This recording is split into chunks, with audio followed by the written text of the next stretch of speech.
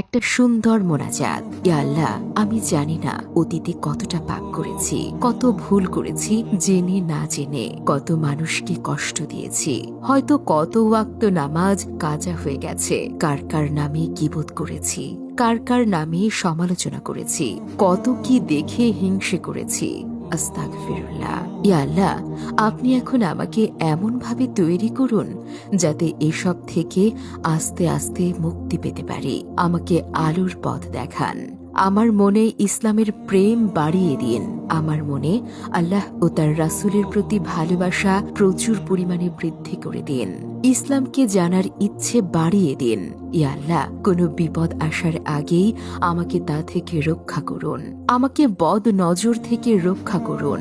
আমাকে পাপ থেকে দূরে থাকার তৌফিক দান করুন। ইয়া আল্লাহ, আমার ঈমান বৃদ্ধি করে দিন। আমার মনকে নরম বানিয়ে দিন। আমাকে বেশি বেশি তওবা করার তৌফিক দান করুন। আমাকে হেদায়াত দান করুন। আমিন।